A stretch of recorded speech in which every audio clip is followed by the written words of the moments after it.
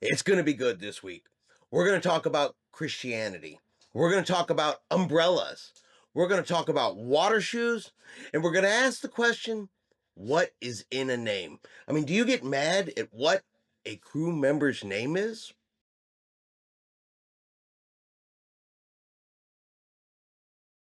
Good Saturday morning, everybody. Chris here with High Seas Cruising, and it's once again time for what every cruiser wants. And we are back. We have new cruise comments for you this week. We have somebody who says they speak for every Christian out there.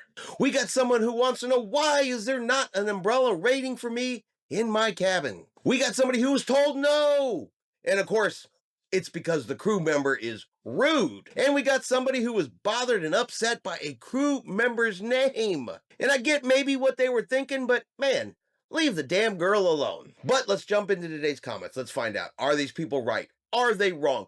Do they speak for you? And do they know what every cruiser wants? All right, first up today, we're going to talk about Christianity. Or at least as far as it goes into this comment anyway. And maybe this is something I haven't noticed on board a cruise ship, but do Christians go up and have a drink while they're on their cruise? Or are all Christians roaming around that ship looking for a non-alcoholic bar? Because there's absolutely no drinking going on with that group. Now, if you were a drinker, that's your business. If you're a non-drinker, that's your business. And in my opinion, your religion has absolutely nothing to do with it, at least as far as I'm concerned.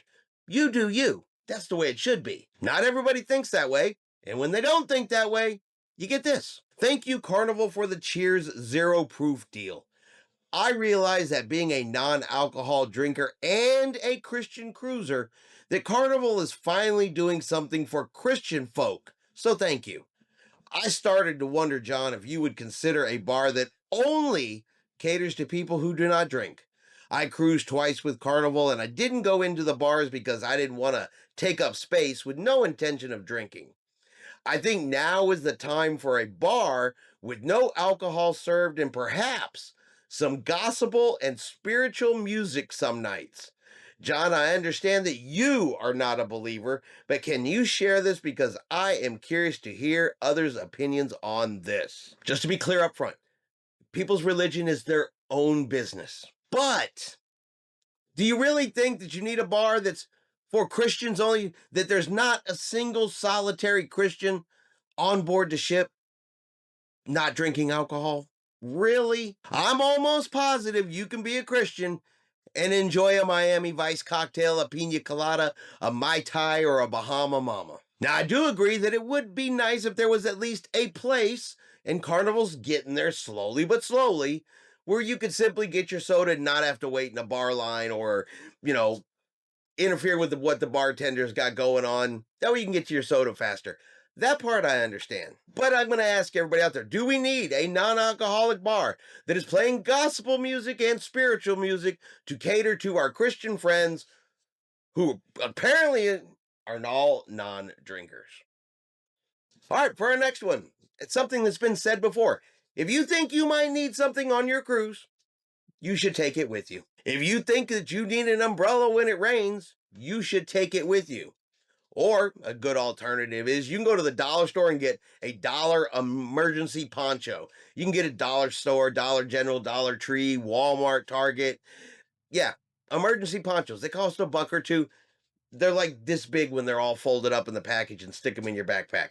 That's all you really need. But I do think it's a little bit crazy to think that the cruise line has enough umbrellas on board the ship that if you exit the gangway to visit a port and it happens to be raining, that they've got an umbrella for every cabin, every group, every person on board the ship. Seems a little insane to me, but not to everybody. Question, do we need to bring our own umbrella? I would think Carnival would hand them out at the gangplank if it was raining in the islands. Better yet, have them in the room closet. Will Carnival give umbrellas? If not, why not? Short answer is no. They're not going to give you an umbrella when you get off in the islands. And why not? Because they're not going to buy that many umbrellas to give out to you when you get to the islands. Be an adult. Be prepared for the type of weather you may see. I know for some out there that's a strange concept. think ahead, be prepared, plan ahead, anticipate something might happen like water falling from the sky. I don't know, the sun might give you a sunburn. Little things like that. I don't know. Seems like that should be adulting and not the cruise line's responsibility, which I'm pretty sure we've said that before too.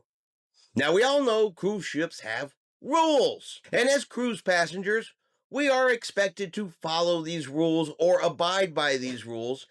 And I get that maybe we don't understand every rule or the reason for every rule. And a crew member might have to step in and say, hey, you guys can't do that. Normally, they're pretty good about explaining why you may not be able to do that. And the majority of cruise passengers go, okay, got it. Didn't know. I will change and make sure I do not do that again.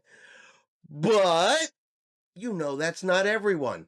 There's always that cruiser out there who gets told no. And instead of saying, I didn't know, not a problem, we won't do that, they say, that person was rude and did not care about me at all. They could care less for why I wanted to do it. Doesn't matter that it's a rule. They just didn't care.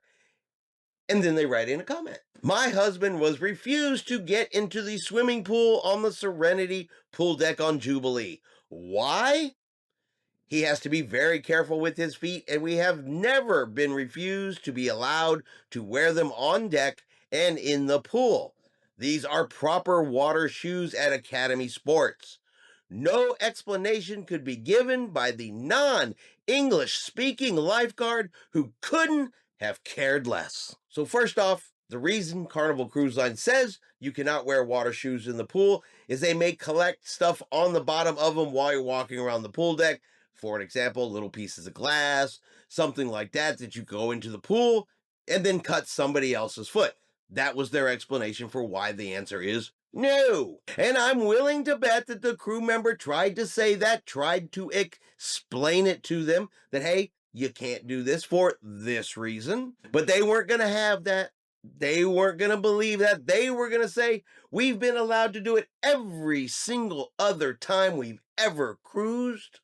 And maybe they got away with it before. It's possible. This time they didn't. They got told no. So it's automatically that non-English speaking crew member. He could just care less about why we wanted to do it. You guys ever notice the trend that when somebody gets told no, it's always they were rude, they were disrespectful, they could care less about my situation. But it always goes along with somebody who was told they couldn't break the rules. I wonder if that's a coincidence. And finally, we're going to talk about a crew member's name. What's in a name? Crew members have all different kinds of names. And I suppose if you look at this from a very specific point of view, you could think that, I don't know, I wouldn't call it unfortunate at all. Maybe ironic is a better word for this particular situation. Now, this crew member did not have a bad name, and I'd like to point out this is her actual name. The name on her name tag is her legal given name. But it bothered this person, and it bothered this person enough that they wrote in this comment. One of the crew members had been given a title on her name tag that said Cinderella. She was working in housekeeping. This is a disgusting and cruel joke to play on a young lady like this. How can Carnival condone doing such a thing? We felt very sorry for her. I am awaiting an explanation. What exact explanation does this person think they want and or deserve? So this young lady's parents chose to name her Cinderella. That's her name.